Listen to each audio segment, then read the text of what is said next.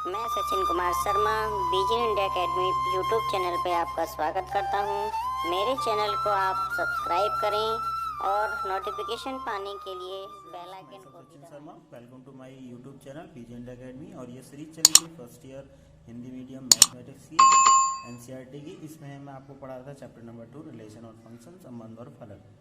मैंने एक्सरसाइज 2.1 और 2.2 कंप्लीट करी थी। अब हम 2.2 के बाद 2.3 एक्सरसाइज की ओर चलते हैं और उससे पहले हम कुछ डेफिनेशन पढ़ेंगे। तो आज की सबसे पहली डेफिनेशन है फंक्शन यानी फलन। अगर हम फंक्शन या फलन की बात करें तो फंक्शन क्या होता है, ये संबंध का ही एक स्पेशल केस होता है जिसमें प्रत्येक एलिमेंट x प्रत्येक एलिमेंट y से एक निश्चित रिलेशन द्वारा यानी एक निश्चित संबंध द्वारा जुड़ा होता है। लेकिन हम कहें प्रत्येक फंक्शन आपका संबंध होता है यानी प्रत्येक फलन संबंध होता है, लेकिन प्रत्येक संबंध आपका फलन नहीं होता। यहाँ पर आप देख रहे हैं कि एक फलन संबंध का एक विशेष रूप होता है जिसमें किसी भी फलन में प्रत्येक एक अवयव b के अवयव से किसी भी अद्वितीय संबंध से जुड़ा होता है। अद्वितीय का मतलब उसके जैसा कोई दूसरा ना हो। संबंध का मतलब जैसे मैं लिख दूं y बराबर 2x, तो ये भी एक संबंध है जिसमें x जो है y जो है वो x का दोगुना है, तो ये भी एक रिलेशन है। इस रिलेशन को हम फंक्शन की फॉर्म में देखना चाहें तो y की वैल्यू 2x है तो हम इस 2x को लिख देंगे फंक्शन ऑफ x, यानी ये x का फंक्शन है यानी फलन है। अगर हम सिंगल वैल्यू x की निकालना चाहें तो x इजिकल टू आ जाएगा y/2, तो यहाँ पर ये बन जाएगा फंक्शन ऑफ y, यानी जिधर सिंगल वेरिएबल होता है बराबर करके जिस वेरिएबल में वो हमारी वैल्यू निकल के आती है वो उसका फंक्शन कहलाता है। यहाँ पर x है y का फंक्शन और y है x का फंक्शन, आप किसी भी फॉर्म में लिख सकते हैं। और ये क्या है, एक रिलेशन है। अब रिलेशन से क्या बन गया, फंक्शन। अब इस फंक्शन को हम किस तरीके से डिनोटेट करेंगे, इस फंक्शन को डिनोटेट करने के लिए हम इस परिभाषा को एक बार और रिपीट कर लेते हैं। यदि ए और बी हमारे पास दो ऐरिक समुच्चय हैं जो खाली ना हो, तब a क्रॉस a के कुछ उपसमुच्चय को लेकर हम फंक्शन यानी मैपिंग पढ़ते हैं, जिसमें प्रत्येक एलिमेंट a का b के एलिमेंट पर मैप होता है यानी मैचिंग होती है। तो हम कह सकते हैं कि ये फंक्शन जो होगा वो a से b पर मैच होगा।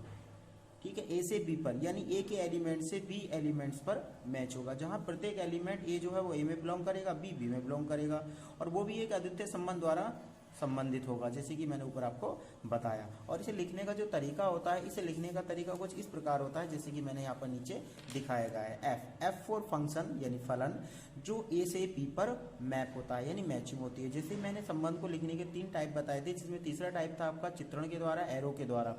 तो उस तरीके से आप समझ सकते हैं कि लेफ्ट में हम लिखेंगे ए के एलिमेंट और राइट में लिखेंगे वी के एलिमेंट। ए के जो एलिमेंट होंगे अवयव उनको हम कहेंगे अवयव, और बी के जो एलिमेंट होंगे उन्हें हम कहेंगे एक्स की इमेज यानी एक्स का प्रतिबिंब। ठीक है, तो किसी भी फंक्शन में अगर प्रत्येक एलिमेंट ए में से कोई भी हम ले लें तो बी के प्रत्येक एलिमेंट से वो इस प्रकार जुड़ा होगा कि इसका एक पेयर एलिमेंट ए क्रॉस बी में मैच होगा यानी ए क्रॉस बी में बिलोंग करेगा। ये भी जरूरी है, क्यों? क्योंकि ये कहीं ना कहीं संबंध का ही एक रूप होता है जिसमें कुछ न कुछ स्पेशलिटी आ जाती है। चलिए आगे बात करते हैं। किसी भी दो युग्म अवयव जिनमें किण्वित युग्म कहते हैं हम, उसमें पहला अवयव समान नहीं हो सकता। यानी कहने का मतलब अगर फंक्शन की बात करें कि हमें पहचानना है कि प्रत्येक संबंध फंक्शन नहीं होता, फलन नहीं होता, तो ये कैसे पता करेंगे? फंक्शन की एक पहचान होगी अगर फंक्शन हमें संबंध के रूप में किण्वित युग्म के रूप में दे रखा है रोस्टर विधि में, तालिका विधि में, तो उसमें आपको ये देखना है कि प्रत्येक पहला अवयव जो है वो कभी भी समान नहीं हो सकता, यानी किसी भी x के लिए y के 2 मान नहीं आ सकते। ठीक है, यानी मैपिंग x की जो होगी वो 2 एलिमेंट पर नहीं हो सकती, यानी पहला एलिमेंट 2 पेयर में एक जैसा नहीं हो सकता। ठीक है, तो ये आपको पहचानना है। अगर ये आपका तालिका विधि में दे रखा है हमें कोई भी फंक्शन, तो उसमें हमें ये देखना पड़ेगा कि वो इन नियम को सेटिस्फाई करता है नहीं करता है। अगर इन नियम को सेटिस्फाई करता है तो इसका मतलब वो फंक्शन होगा, वरना संबंध तो वो है ही। अवयव का प्रतिबिंब, अभी मैंने समझाया कि कोई भी फंक्शन ए से बी पर मैच होगा, यानी कोई भी फंक्शन जो होगा उसमें एक सेट आपका ए होगा और एक सेट आपका बी होगा, और उसमें कहा जाएगा कि कोई भी फंक्शन ए से बी पर बनता है, जिसमें प्रत्येक एलिमेंट जो होगा अवयव वो x का होगा, जिसकी वैल्यू हम फंक्शन में रखेंगे, और जो मान हमें fx का मिलेगा उसे हम कहेंगे प्रतिबिंब। यानी अवयव तो मैच होगा a में और प्रतिबिंब मैच होगा b में। अगर हम बात करें तो यहाँ पर a के प्रत्येक एलिमेंट a को हम स्मॉल a को हम कह सकते हैं अवयव, और b के प्रत्येक एलिमेंट को हम कह सकते हैं प्रतिबिंब, जिसे हम x और fx से भी प्रदर्शित कर सकते हैं। ठीक है, जिसमें x जो होगा वो हमारा अवयव होगा और एफ एक्स जो होगा उसका प्रतिबिंब होगा। जैसे कि हमने संबंध में पढ़ा था कि एक्स की जितनी भी वैल्यू होती हैं पेयर एलिमेंट की, वो आपकी क्या होती है, प्रांत होती हैं और ये परिसर होती हैं। तो परिसर के जितने भी एलिमेंट हमें मिलेंगे वो एफ एक्स के मान होंगे, जो प्रतिबिंब होगा किसका, एक्स के प्रत्येक मान का। ठीक है, तो ये हुई अवयव और प्रतिबिंब की बात, जिसमें पहले गुणनफल में पहले प्रति सेट का जो अवयव होगा उसे हम अवयव कहेंगे, दूसरे सेट का जो अवयव होगा उसे हम पहले सेट के अवयव का प्रतिबिंब कहेंगे, जिससे वो मैच हो रहा होगा, या फिर एक्स का जो मान रखने पर एफ एक्स का जो मान निकल के आएगा वो उसका प्रतिबिंब कहलाएगा। चलिए आगे बढ़ते हैं। एक फलन के प्रांत और परिसर। अब हमने पीछे पढ़ा था तालिका विधि में, नियम विधि में, और जो हम एरो लगा के मैपिंग प्रतिचित्रण विधि थी, तीनों में मैंने आपको बताया कि प्रांत परिसर क्या होते हैं। लेकिन अगर हम फंक्शन की बात करें तो फंक्शन में प्रांत और परिसर का रूप बदल जाता है। यदि हमें एक फंक्शन एफ दे रखा है तो ए से बी पर वो परिभाषित है, तब हम समुच्चय ए को हम प्रांत कहेंगे। लेकिन प्रांत हम ए के सभी मानों को तभी कह सकते हैं जब एक्स के सभी मान रखने पर फंक्शन का मान वास्तविक होना चाहिए, यानी फंक्शन का मान परिभाषित होना चाहिए। ठीक है, तो x यानी स्मॉल ए, जिसको हम x कह रहे हैं, ठीक है, वो ए में से बिलोंग करता है। ठीक है, तो प्रांत जो होगा वो हमें क्वेश्चन में दिया गया होगा, और देने के साथ साथ x की वो सभी वैल्यू जो दी गई होंगी उन पर फंक्शन का मान जो आएगा, यानी f का जो मान आएगा वो वास्तविक होना चाहिए, यानी वर्गमूल में नेगेटिव नहीं होना चाहिए, अनंत नहीं होना चाहिए, इस टाइप की वैल्यू नहीं आनी चाहिए जो अनिश्चित होती हैं या फिर अज्ञात होती हैं या फिर आपकी काल्पनिक होती हैं, जिसका प्रत्येक वैल्यू पर f का मान वास्तविक होना चाहिए, जबकि परिसर x के उन प्रतिबिंबों का समुच्चय होता है जो वास्तविक होते हैं। यानी कुल मिलाकर फंक्शन यानी फलन के प्रांत और परिसर की बात आती है तो हमें एक वास्तविक शब्द को याद रखना है कि फंक्शन में x के मान रखने पर अगर f का मान वास्तविक आ रहा है तभी उन x के मानों का समुच्चय आपका प्रांत कहलाएगा, और x के मान रखने पर जो fx के मान आएंगे उनका समुच्चय यानी प्रतिबिंब का समुच्चय जो होगा वो आपका परिसर कहलाएगा। लेकिन वास्तविक वाली कंडीशन को आप ध्यान रखेंगे, और जब क्वेश्चन मैं आपको कराऊंगा तो उसमें आपको और अच्छे से क्लियर करा दूंगा कि प्रांत और परिसर हम कैसे ज्ञात करते हैं। तो यहाँ तो केवल परिभाषा की बात थी कि परिसर क्या होता है, परिसर fx का मान होता है और x के उन सभी मानों पर होता है जिसपे फंक्शन y बराबर fx को सेटिस्फाई करे, संतुष्ट करे, और साथ साथ में वो मान वास्तविक भी होना चाहिए। चलिए आगे बढ़ते हैं। आगे हम पढ़ेंगे कुछ मुख्य पॉइंट, जिसमें हमने कुछ पॉइंट लिखे हैं जिसे हम फंक्शन को पहचान सकते हैं कि फंक्शन है या नहीं है। ये एक्सरसाइज में आपको बहुत ही यूजफुल होगा। ए का कोई भी अवयव फंक्शन में ऐसा नहीं होता जिसकी इमेज यानी प्रतिबिंब बी में एक से अधिक हो। ये पीछे भी रिपीट कर चुका हूं मैं। जब हमें फंक्शन को किसी भी तालिका विधि के रूप में दे रखा होगा जो एक संबंध के रूप में होगा, किरमित युग्म के रूप में, तो आपको ये देखना होगा कि अवयव जो ए का है यानी पेयर का पहला एलिमेंट जो है वो एक जैसा तो नहीं है, समान तो नहीं है। क्यों? क्योंकि एक ही अवयव से दो प्रतिबिंब नहीं बनेंगे। अगर वो दो प्रतिबिंब बनते हैं तो वो आपका फंक्शन यानी फलन नहीं होगा, वो केवल एक संबंध होगा। और कोई भी संबंध फलन आपका तब बनेगा जब प्रत्येक x के लिए y का मान भी अलग होगा, यानी डिफरेंट होगा, और साथ साथ में वास्तविक भी होगा। इस चीज का आपको ध्यान रखना है।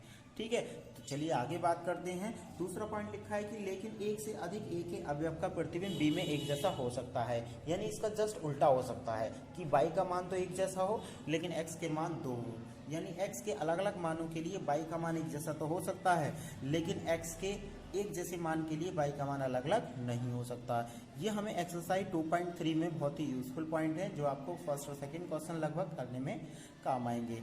आगे है आपका वास्तविक फलन यानी वास्तविक फंक्शन।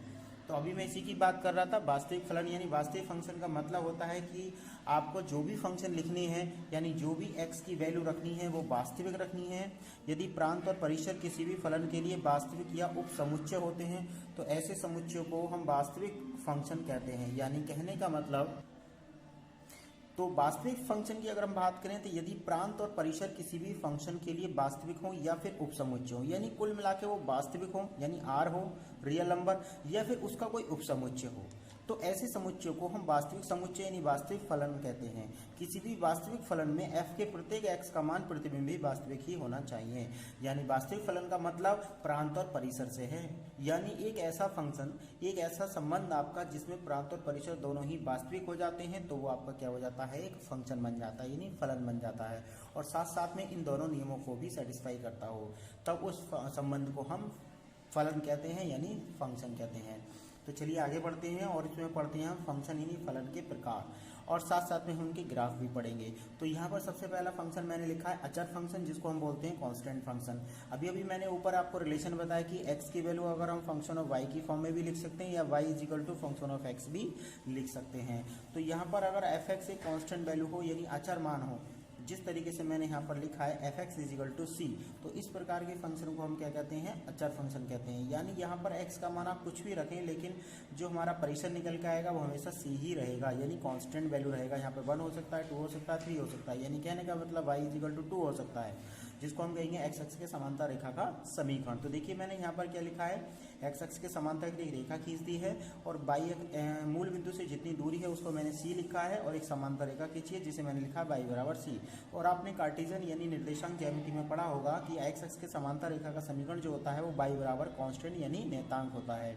ठीक है, तो ये हमारा अचर फंक्शन जो होता है उसमें कोई भी c एक वास्तविक संख्या होती है जिसे हम f(x) के बराबर लिख देते हैं, तो इस प्रकार के फंक्शन को हम अचर फंक्शन कहते हैं। इसमें अगर हम x की बात करें तो x का मान आप कुछ भी रख सकते हैं। ठीक है, तो इसका मतलब इसका जो प्रांत होगा, जिसको मैं डोमेन d फॉर डोमेन यानी d और f माने फंक्शन से निरूपित कर रहा हूँ, तो प्रांत जो होगा d यानी डोमेन ऑफ f जो होगा वो रियल नंबर होगा, यानी x का आप मान कोई भी रियल वैल्यू रख सकते हैं यानी r। ठीक है, और अगर हम इसकी रेंज यानी परिसर की बात करें तो इसके परिसर के लिए आप देखें यहाँ पे c एक कांस्टेंट वैल्यू है, अगर x का मान यहाँ पर मैं कुछ पुट करता हूँ तो f(x) बराबर c ही रहेगा। तो यहाँ पर रेंज जो होगी वो आपकी केवल यानी परिसर जो होगा वो केवल c रहेगा। ठीक है, और फंक्शन y बराबर f(x) की फॉर्म में भी लिख सकते हैं या y बराबर c करके भी हम इसको दिखा सकते हैं। ठीक है, आगे बढ़ते हैं। दूसरा है आपका एकांक फलन। ठीक है, एकांक फलन में क्या होता है कि x और y के मान बराबर हो जाते हैं। हमने पीछे बताया कि y is equal to f(x) होता है, और f(x) का मान अगर x के बराबर हो जाए तो y is equal to x हो जाता है। ठीक है, तो इस टाइप के फंक्शन को हम क्या कहते हैं, एकांक फंक्शन यानी इकाई फलन कहते हैं। ठीक है, और हमने यहाँ पे एक रेखा खींची, आप देखेंगे ध्यान से तो, और अगर मैं यहाँ पे कुछ डॉट बना लेता हूँ 1 और यहाँ भी दिखा देता हूँ 1, तो 1 के सामने 1 यानी x की वैल्यू y की वैल्यू 1 1, और अगर मैं यहाँ पे 2 दिखाता हूँ उसके सामने एक लाइन इस तरीके से ड्रॉ करता हूँ और यहाँ एक परपेंडिकुलर ड्रॉ करता हूँ, तो यहाँ पर 2 पर 2 होगी, 3 पर 3 होगी, 4 पर 4 होगी, so on। यानी यहाँ पर x और y के मान क्या है, बराबर हैं। इसी तरीके से अगर हम इधर की ओर चलेंगे तो इधर भी आपके दोनों वैल्यू नेगेटिव होने की वजह से x -1 तो y भी -1, x -2 तो y भी -2, x -3 तो y भी -3, यानी x बराबर y के होगा। तो ये जो लाइन मैंने खींची है ये भी एक रेखा की समीकरण है जो y बराबर x को प्रदर्शित करती है। यहाँ पर x का मान जो भी रखेंगे वही मान y का आएगा, लेकिन हम जानते हैं फलन में केवल वास्तविक मान ही रख सकते हैं। इसका मतलब एकांक फंक्शन y बराबर x का जो प्रांत होगा वो हमारा रियल नंबर यानी वास्तविक संख्याएं होंगी। ठीक है, और इसका जो परिसर आएगा वो भी यही आएगा क्योंकि दोनों ही वैल्यू आपस में बराबर हैं। चलिए टाइप नंबर 3, बहुपद फलन। बहुपद का मतलब जिसमें एक से ज्यादा पद हो। अब ये आपका रेखिक भी हो सकता है, द्विघात समीकरण भी हो सकती है, तीन घात समीकरण भी हो सकती है, चार घात समीकरण भी हो सकती है, so on। इसी तरीके से कितनी भी घात का एक समीकरण हो सकता है जिसको हम इंग्लिश में बोलते हैं पॉलिनोमियल। तो यदि एक फंक्शन f(x) इस प्रकार हो कि जिसमें a0 + a1x + a2x² so on an x की पावर n। अगर आप यहाँ पे रेखिक कहेंगे कि केवल 2 पद लिखेंगे, अगर आप द्विघात समीकरण कहेंगे तो 3 पद लिखेंगे, तीन घात समीकरण कहेंगे तो 4 पद हो जाएंगे। इसी तरीके से पदों की संख्या बढ़ती जाएगी तो घातों की संख्या भी बढ़ती चली जाएगी। इस प्रकार के बहुपद को हम क्या, इस प्रकार के समीकरण को हम क्या कहते हैं, फंक्शन को हम बहुपद फंक्शन कहते हैं, जिसमें जो घातांक होती है x की वो एक पूर्णांक होनी चाहिए। ठीक है, कैसी होनी चाहिए, पूर्णांक। इस प्रकार का फंक्शन को हम बहुपद फंक्शन कहते हैं। और यहाँ पर जो a0 a1 a2 so on an जो वैल्यू हैं ये सभी वास्तविक संख्याएं हैं। ठीक है, जिनको हम बहुपद फलन कहते हैं। तो बहुपद फंक्शन की अगर हम एग्जाम्पल लिखना चाहें तो उसमें आप एक घात समीकरण, द्विघात समीकरण, तीन घात समीकरण या चार घात समीकरण, इसी तरीके से आप और भी कोई भी समीकरण लिख सकते हैं जो बहुपद का उदाहरण होगा। ठीक है, इसके अगर हम ग्राफ की बात करें तो इसका ग्राफ अलग अलग होता है, जो एक वक्र के रूप में आता है, जो आप अगले चैप्टर, आने वाले चैप्टरों में जिसमें का नाम है शंकु परिच्छेद में पढ़ेंगे। ठीक है, तो यहाँ पर हम आगे बढ़ते हैं परिमेय फंक्शन। परिमेय फंक्शन नाम से ही पता चल रहा है, परिमेय मतलब परिमेय संख्याएं जैसे होती हैं जिनको हम अंश और हर के रूप में प्रदर्शित कर सकते हैं, इसीलिए हमारे कुछ फंक्शन होते हैं जिनको हम अंश और हर के रूप में लिख सकते हैं। जैसे कि आपको नीचे मैंने दिखाया परिमेय फंक्शन की अगर हम बात करें तो परिमेय फंक्शन एक इस प्रकार का फंक्शन होता है जिसमें अंश और हर में दो बहुपद जुड़े होते हैं और इसे परिमेय फंक्शन हम कहते हैं। जैसे कि y बराबर f(x) gx/hx।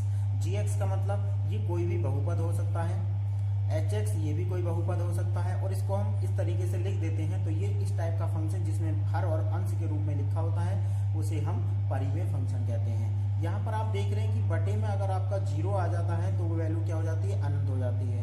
अगर हम बटे में लिखे हुए बहुपद के फैक्टर कर लें तो यहाँ से x का मान हमें क्या मिलेगा, 0, 1 और -1। इसका मतलब ये वैल्यू रखने पर हर में जो है 0 बन जाएगा, और 0 बनने पर ये फंक्शन आपका अनंत हो जाएगा। और मैंने पीछे आपको बताया कि कोई भी फंक्शन आपका वास्तविक के अलावा वास्तविक या काल्पनिक नहीं हो सकता।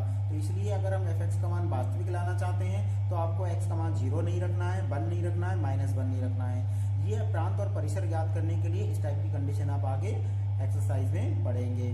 तो यहाँ पर अगर हम प्रांत की बात करें तो प्रांत में आपको x का मान वास्तविक संख्या तो रखनी है, बट 0, 1 और -1 नहीं रखना है, क्योंकि अगर ये वैल्यू रख देंगे तो फंक्शन का मान अनंत यानी अवास्तविक हो जाएगा।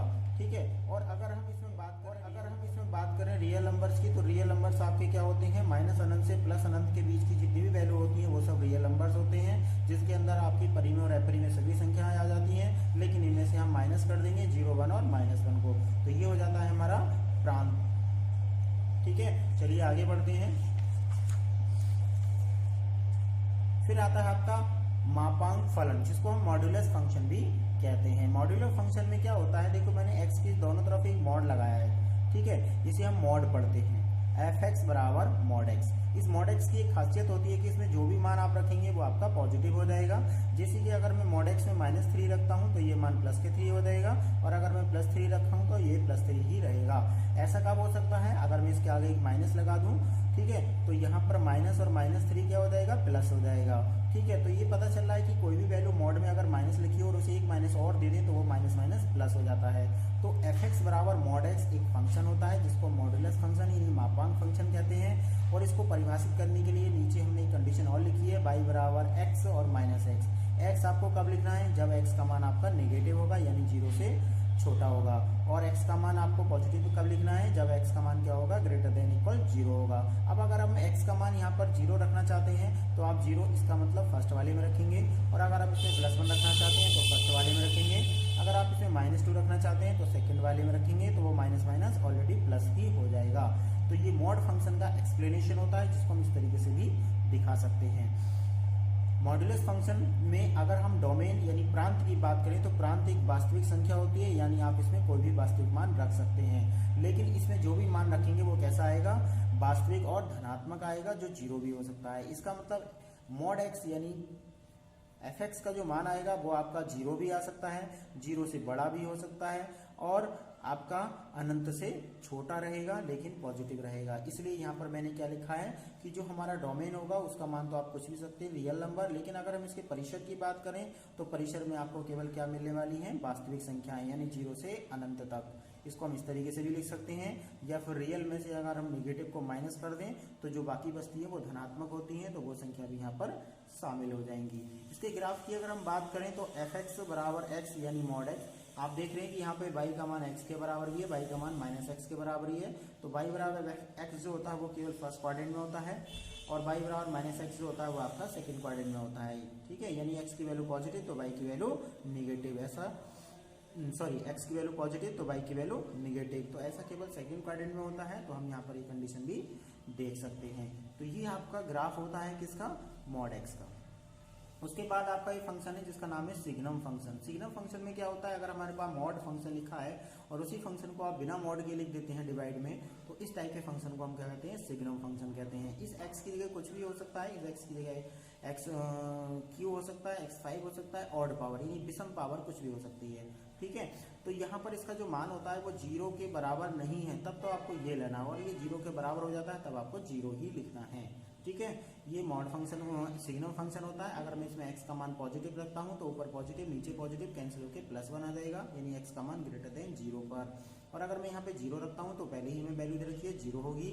और अगर मैं x का मान यहाँ पर निगेटिव रखता हूँ तो आप देख रहे हैं x का मान निगेटिव रखने पर ऊपर तो पॉजिटिव हो जाएगा क्योंकि मॉड है, और नीचे आपका निगेटिव रहेगा, और दोनों वैल्यू कैंसिल होकर क्या आ जाएगा, -1।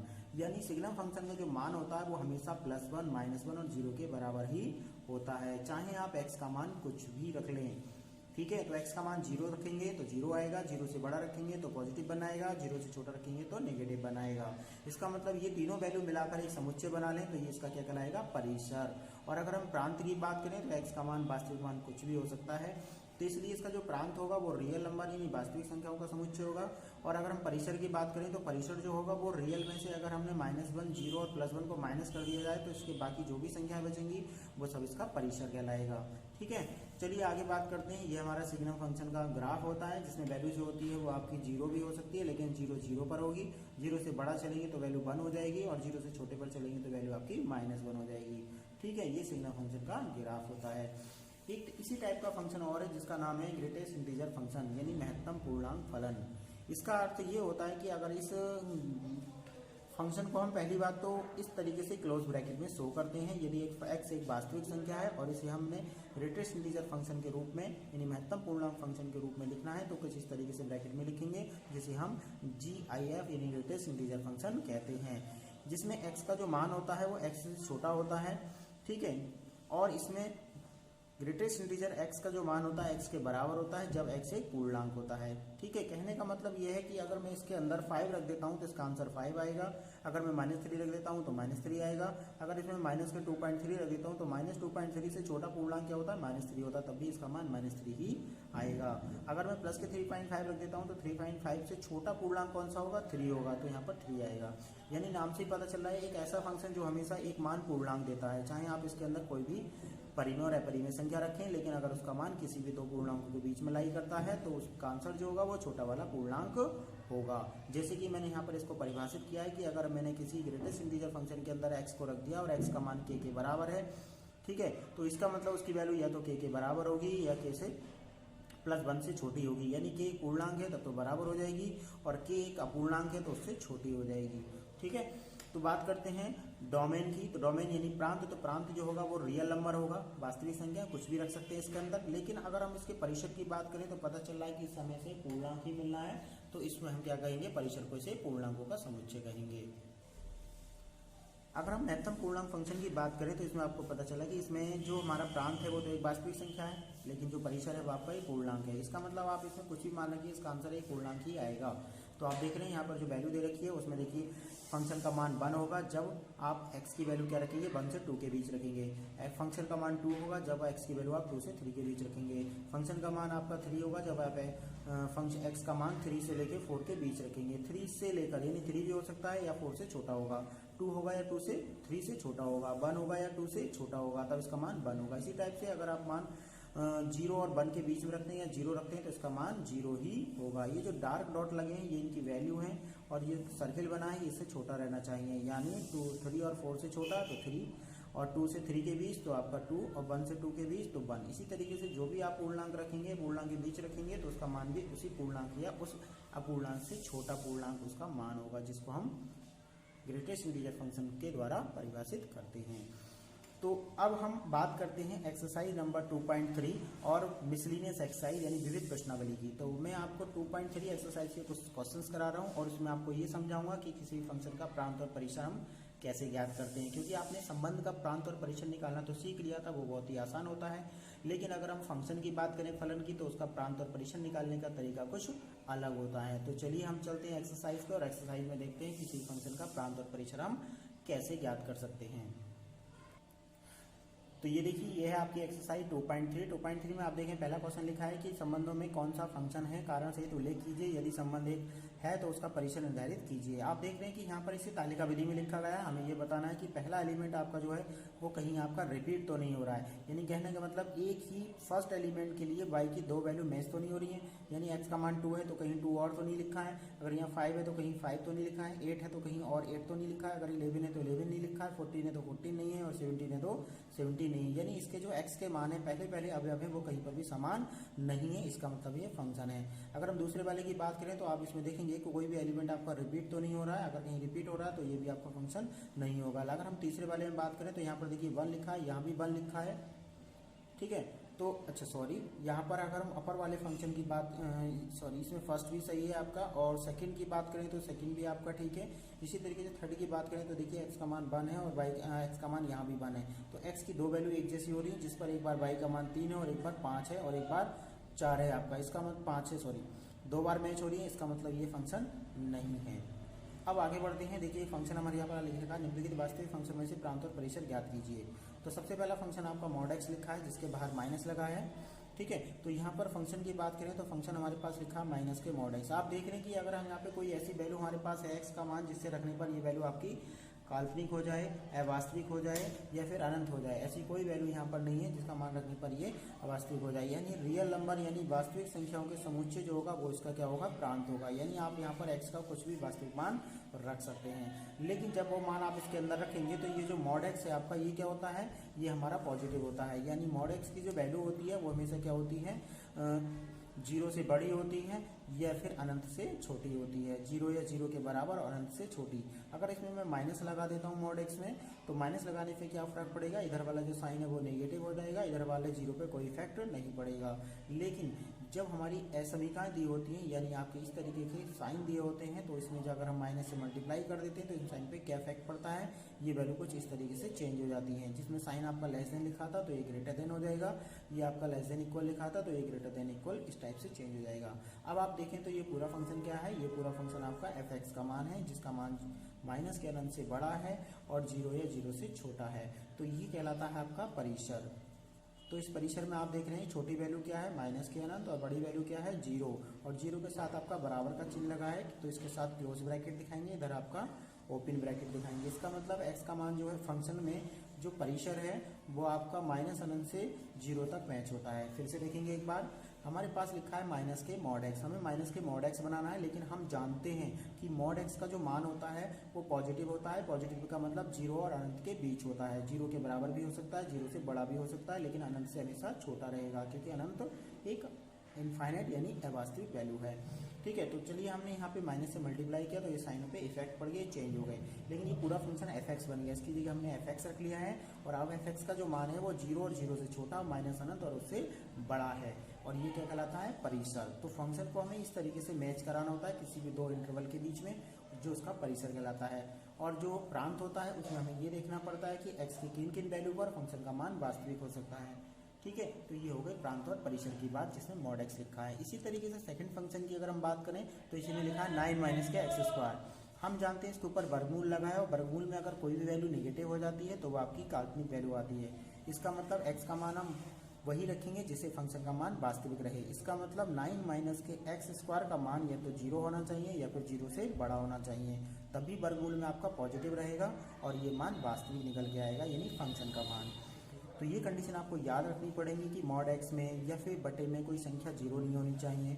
तो हमने यहाँ पे 0 या 0 से बड़ा ले लिया है। अब इसको सॉल्व करने के लिए आप इसके फैक्टर कर देंगे 3 माइनस एक्स और 3 प्लस x, जिसका मान 0 या 0 से बड़ा है। अगर हम पहले फैक्टर को 0 से कंपेयर करते हैं तो आप देखेंगे 3 की जो वैल्यू है वो ग्रेटर देन इक्वल आएगी x से, और अगर हम दूसरे फैक्टर की बात करते हैं 3 प्लस एक्स तो ग्रेटर देन इक्वल 0 लिखा है, यहाँ पर x को हम यही रोक लेंगे और ग्रेटर देन दिखाइए -3 से, यानी x की वैल्यू आपको पॉजिटिव दिखानी होती है और जो कांस्टेंट वैल्यू होती है उसको आप नेगेटिव भी दिखा सकते हैं। इसलिए मैंने यहाँ पे x को मूव किया है और यहाँ पर मैंने 3 को मूव किया है, ठीक है। तभी ये वैल्यू आपकी यहाँ पर मैच हो रही है। देखिए 3 माइनस एक्स 3 प्लस एक्स में सबसे पहले मैंने 3 माइनस एक्स को ग्रेटर देन इक्वल 0 लिखा है, जिसमें x को मैंने मूव किया है राइट में तो x का मान लेस देन इक्वल 3 है, और दूसरा फैक्टर है आपका 3 प्लस एक्स जिसको 0 की ग्रेटर देन इक्वल शो किया है और फिर 3 को मैंने मूव किया है राइट में, क्यों, क्योंकि x को आपको पॉजिटिव रखना होता है, ठीक है। तो x ग्रेटर देन इक्वल आ गया -3 से। इससे पता चल रहा है कि x का मान या तो 3 या 3 से बड़ा होगा, छोटा होगा, और -3 या -3 से बड़ा होगा, यानी x का मान 3 हो सकता है और 3 से छोटा भी हो सकता है, तो इसका मतलब माइनस अनंत हो सकता है, ठीक है। यहाँ आपका बराबर का चिन्ह है तो क्लोज ब्रैकेट दिखाएंगे, यहाँ ओपन दिखाएंगे और इसका यूनियन कर देंगे किसके साथ, x का मान -3 हो सकता है या -3 से बड़ा हो सकता है, -3 हो सकता है या -3 से बड़ा हो सकता है। तो इसका मतलब यहाँ पे मैंने इसको ओपन लिखा है, यहाँ पर मैंने क्लोज लिखा है। कोई भी वैल्यू अगर हमारी अनंत है तो कभी भी क्लोज इंटरवल नहीं लेती है, बराबर नहीं हो सकती, ठीक है। तो ये आपका क्या कहलाएगा, ये हमारा है